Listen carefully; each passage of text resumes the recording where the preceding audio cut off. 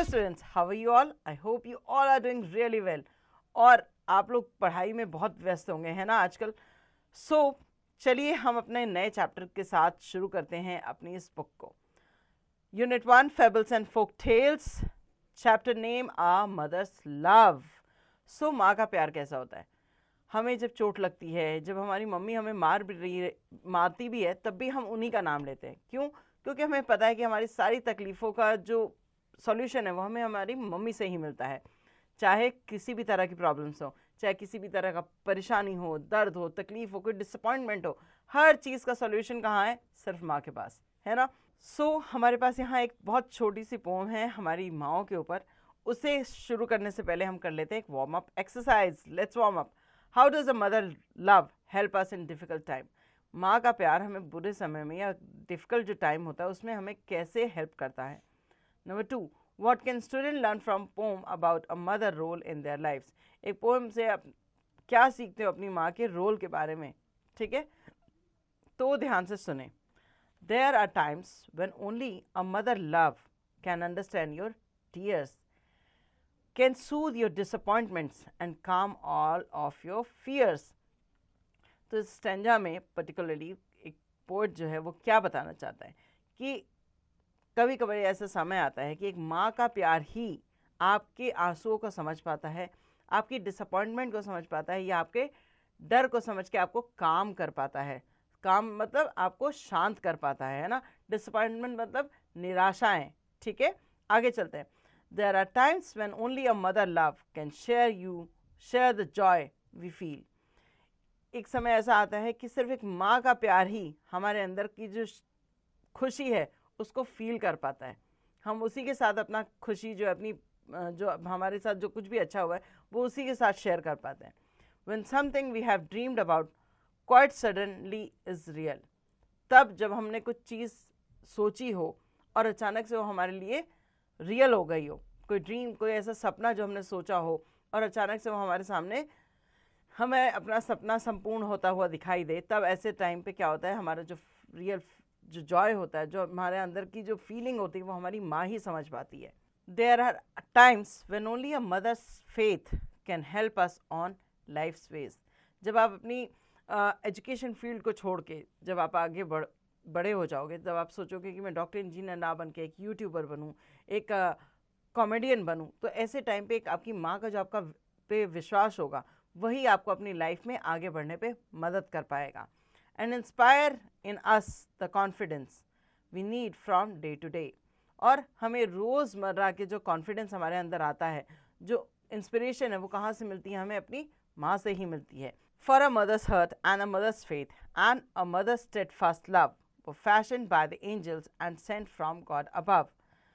माँ का जो दिल है, या माँ का जो विश्वास है, या माँ का जो दृढ़ प्रेम है हमारे लिए, जो स्ट्रॉन्ग लव है हमारे लिए, वो फरिश्तों द्वारा बनाया गया और भगवान द्वारा हम तक भेजा गया है। उस प्यार को कभी भी ऐसे नकारिए मत या धुतकारिए मत। वो माँ का जो प्यार है वो ऐसा होता है कि वो हमें बचपन से, जब हम बहुत न्यूबॉर्न होते हैं तब से लेकर, और जब तक हम उसकी नज़रों में बच्चे, हम हमेशा अपनी माँओं की नज़रों में बच्चे रहते हैं। चाहे हम कितने भी बुढ़े क्यों ना हो जाएं, बूढ़े हो जाएं, बड़े हो जाएं, उनको कोई फ़र्क नहीं पड़ता, हम उनके लिए हमेशा बच्चे ही रहते हैं। वो हमें हमेशा उसी तरह से प्यार करती हैं, हमारे ऊपर उसी तरह से विश्वास रखती हैं, और उसी तरह से उनका प्रेम जो है वो हमें सारी ज़िंदगी मिलता रहता है। ये एक बहुत सुंदर पोम थी हमारी माँओं के ऊपर, और ये लिखी थी मिकाएल ओ एजेसान ने। ओके, आगे देख लेते हैं इसके वर्ड मीनिंग। डिसअपॉइंटमेंट मीनिंग मतलब होता है फीलिंग ऑफ होपलेसनेस, जब आपको किसी चीज़ की उम्मीद ना हो, ऐसा फील। काम मतलब कंट्रोल, जब आप बहुत ज़्यादा हाइपर हो जाते हो, बहुत ज़्यादा चिल्ला चिल्ला के रोने लगते हो, बहुत ज़्यादा परेशान हो जाते हो, तो आपकी मदर ही जो है वो आपको काम डाउन कर सकती हैं। फेथ मतलब होता है बिलीफ, आपके ऊपर विश्वास रखना। इंस्पायर, एनकरेज, आपको अंदर से प्रोत्साहित करती रहती है चीज़ों को करने के लिए। स्टेडफास्ट मतलब स्ट्रॉन्ग, ठीक है। आगे चलते हैं brain tester answer zone. Okay, यहाँ पर आपको एक OMR शीट दी गई है।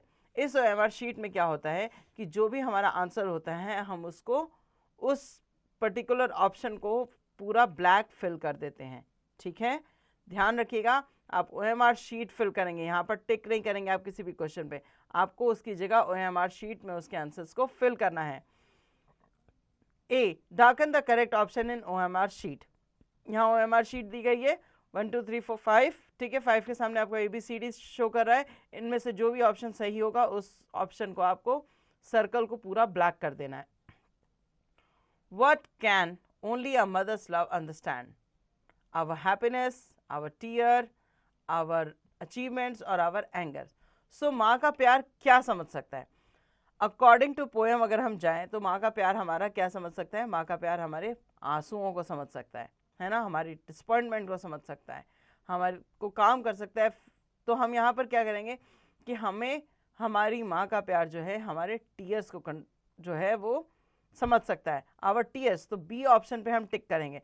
सो इट मीन्स कि फर्स्ट क्वेश्चन का जो बी ऑप्शन है उसको हम OMR शीट पे सर्कल करके ब्लैक कर देंगे। ओके, ऐसे ही आप बाकियों को रीड करें और उसके आंसर्स को फाइंड करें। Now fill in the blanks with the help of a word given in the help box. Help box में कुछ वर्ड दिए गए, disappointment, wait, tear, God, joy. A mother love can understand our tear. Okay, a mother love can understand our tear. यहाँ पर आप tears fill करेंगे, ठीक है। इसी तरह से आप बाकी रीड करोगे और इसको फिल करोगे। नेक्स्ट है write T for true and F for false. Number 1, a mother love can not understand our tear. This is a totally false statement, क्योंकि हम फिल इन द ब्लैंक्स में टिक द करेक्ट में इसी answer को fill करते आए हैं और पोएट का कहना भी यही है कि माँ का प्यार हमारे आंसुओं को अच्छी तरीके से समझ सकता है। Okay, now read the rest of the statements and find out whether they are true or false.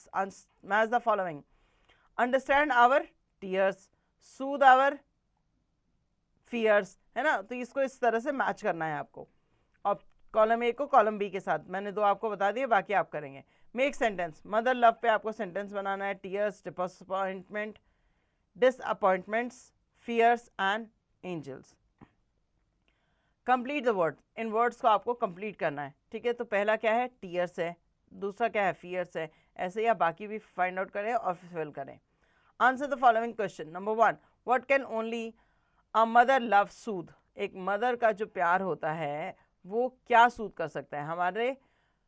हमारे अंदर के डिसअपॉइंटमेंट को सूद कर पाता है ना, हमारे अंदर के डिसअपॉइंटमेंट को। Mother love can soothe our disappointment. Okay, इसी तरह से आप बाकी क्वेश्चन रीड करेंगे और फाइंड आउट करेंगे इनके आंसर्स को। Now the grammar zone. Pronouns. Pronouns क्या होते हैं? प्रोनाउंस वो वर्ड्स होते हैं जिनको हम यूज करते हैं in place of nouns. Noun को बार बार रिपीट करने से सेंटेंस की फॉर्मेशन अच्छी नहीं होती, इसीलिए हम उसकी जगह प्रोनाउंस का इस्तेमाल करते हैं ताकि फॉर्मेशन जो हो सेंटेंस की वो अच्छी हो और वो रीड करने में ईजी हो और सुंदर लगे। The words that replace a noun are called pronouns. Generally, they indicate a person or a thing, or person is indicated by he, you, somebody, etc. It will be clear to you with the following example. I read a novel and it was very interesting. So, मैंने एक novel read की और वो बहुत interesting थी। तो वो बहुत इंटरेस्टिंग थी, क्या इंटरेस्टिंग थी? नॉवल इंटरेस्टिंग थी। It indicates novel here. Okay, everybody want to help him. सब उसकी मदद करना चाहते थे। उसकी किसकी? कोई भी हो सकता है, जो भी आप सामने देख रहे हैं उसको आप इंडिकेट कर सकते हैं। In the above example the coloured words are pronoun. Above examples में कलर्ड वर्ड जो थे वो क्या थे? प्रोनाउन। नाउ नेक्स्ट है exercise. Identify the pronouns in the following sentence and write them in the space given. So यहाँ पर आपको प्रोनाउंस को आइडेंटिफाई करना और जो स्पेस दिए गए हैं वहां पर लिखना है। They had to call us. तो यहाँ क्या क्या प्रोनाउन है? दे और अस, दोनों यहाँ पर प्रोनाउन है।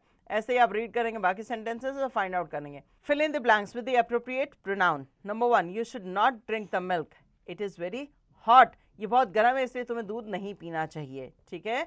इसी तरह से आप बाकी करेंगे। Now conversation zone. Listening. Conversation between Shruti, Vanshika, Navya about our mother's love. 3 लड़कियों के बीच में माँ के प्यार को लेके कॉन्वर्सेशन हो रही है जो हम पढ़ेंगे।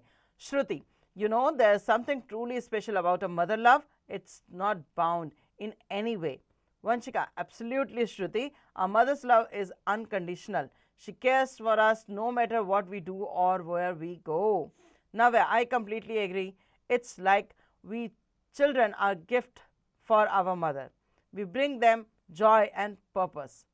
Shruti, that's so true, Navya. Even where we make mistakes or disappoint them, their love doesn't waver. Vanshika, exactly. It's as if their love grows stronger through every challenge and trump we face. Navya, and think about the sacrifices they make for us. They put our need above their own without expecting anything in return. Shruti, yes, and it's this selflessness that makes their love so pure and boundless. We are truly lucky to have such love in our lives. Vanshika, indeed, we should always cherish and respect that love and show our gratitude whenever we can. Navya, absolutely. Mothers are incredible and their love is a precious gift. We should never take for granted. We should never take for granted. Okay, so यहाँ पर तीन लड़कियों के बीच में माँ के प्यार के ऊपर एक अच्छा सा कॉन्वर्सेशन था जो आपने सुना. उन्होंने बताया कि माँ का लव जो है वो अनकंडीशनल होता है, वो कभी कंडीशन नहीं देखता है. हम कितनी भी गलतियाँ करें, कितनी भी परेशानियाँ उनके सामने क्रिएट करें, वो दिन ब दिन हमारे लिए बढ़ता है और हमें हेल्प करता रहता है ना. और इन्होंने यहाँ पर ये भी बात की कि माँ के सेक्रीफाइसेस क्या होते हैं. माँ अपनी नीड को पीछे रखकर पहले बच्चे की नीड को देखती है, पहले उसकी चीज़ों को करती है और उसके बाद अपनी चीज़ें करती है और कभी एक्सपेक्ट नहीं करती है कि आप उसके लिए कुछ करके दें. तो हमारी माँओं का प्यार हमारे लिए सेल्फलेसनेस होता है. मतलब उनको कोई अपने से ये जुड़ाव नहीं होता कि ये मेरा बच्चा है तो मुझे इसके लिए करना है. वो हम बच्चे जो हैं वो एक माँ की लाइफ में जॉय लेकर आते हैं, खुशियाँ लेकर आते हैं और वो उन्हें कंप्लीट बनाते हैं. इसलिए माँ का प्यार कभी ये नहीं देखता कि मैं इसके लिए करूँ ताकि ये मेरे लिए करे. और ना इसका माँ का प्यार इतना प्योर होता है, इतना बाउंडलेस होता है कि आप उसे किसी भी तरह से रोक नहीं सकते हो, है ना. सो बच्चे हमेशा लकी होते हैं क्योंकि उनकी लाइफ में उनकी माएँ होती हैं. जिन बच्चों की लाइफ में उनकी माँ नहीं होती हैं वो बहुत कुछ स्ट्रगल करते हैं, बहुत कुछ झेलना पड़ता है उन्हें लाइफ में. ओके, सो यहाँ पर ये जो कॉन्वर्सेशन थी वो मैंने आपके लिए पढ़ दी है. आगे इसके रिगार्डिंग कुछ क्वेश्चंस हैं. What is Shruti's perspective of a mother's love? How does Vanshika describe a mother love? Number 3, what metaphor does Navya use to describe children in relation to their mother? Okay, so आपको यहाँ इनके views जो हैं जो आपने पढ़े हैं वो यहाँ पर आपको लिखने हैं. Speaking, look at the picture and narrate the incident to your teacher. यहाँ पर आपको ये इंसिडेंट जो है, ये आप पिक्चर देखें और इंसिडेंट जो आपको यहाँ दिख रहा है वो अपनी टीचर को आपको नरेट करना है. कि एक बॉय था, वो स्कूल जा रहा था, उसने देखा कि एक बुजुर्ग जो है वो रोड क्रॉस करने की कोशिश कर रहे हैं, उनसे नहीं हो पा रहा है, तो उसने उन्हें उनका जो स्टिक था उसे पकड़ के उन्होंने उसे रोड क्रॉस कराई. Now the activity zone. Suppose you are at one of your relative's home. The goggles you were wearing by the time you came are missing. Describing what you are feeling and now what you do. तो आप किसी relative के घर गए और जो आपने मतलब आपने जो चश्मे पहने हुए थे वो कहीं गुम हो गए हैं. अब आपकी क्या फीलिंग है उसको आप यहाँ पर डिस्क्राइब करेंगे. ठीक है. नाउ नेक्स्ट है play zone. You love your mother very much and also your father. The moment spent with them give you great joy. Write few lines about them and put their picture. यहाँ पर आपको frame जो दिया गया है इसमें आपको अपने पेरेंट्स की पिक्चर लगानी है और आप जो उनके साथ टाइम स्पेंड करते हो वो आपके लिए कैसा रहता है, क्या फीलिंग रहती है, क्या जॉय रहता है, वो आपको यहाँ पर कुछ लाइनों में एक्सप्लेन करना है.